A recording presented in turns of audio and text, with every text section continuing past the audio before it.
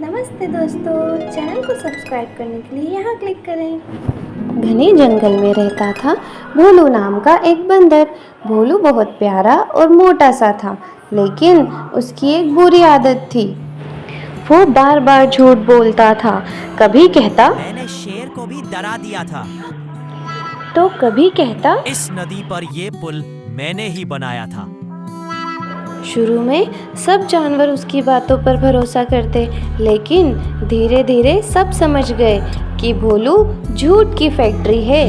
एक दिन भोलू ने सोचा कि आज तो कुछ बड़ा मजा करना चाहिए।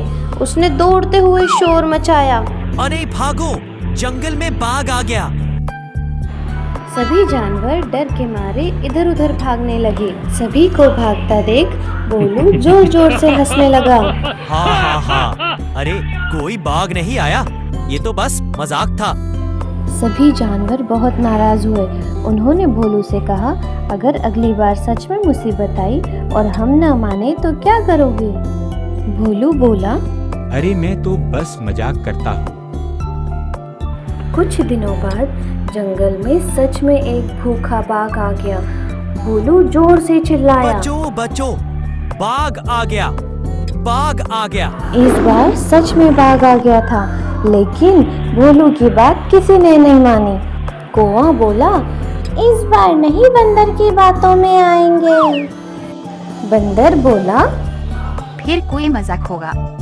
लोमड़ी ने कहा। भोलू का नया ड्रामा। इतने में ही बाघ ने भोलू पर जोरदार हमला किया, लेकिन तभी टिम्मी नाम का चूहा बाहर आया और उसने देखा कि भोलू सच में मुसीबत में है। उसने झटपट जंगल की खतरे की घंटी बजाई।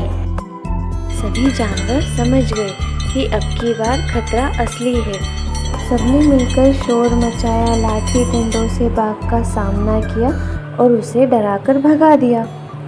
भोलू की जान बच गई और वो रोते हुए माफ बोला, कर दो दोस्तों, अब कभी झूठ नहीं बोलूंगा। तभी टिम्मी चूहे ने कहा, भोलू, मजाक में भी झूठ अगर बार बार बोला जाए तो लोग सच पर भी भरोसा खो देते हैं।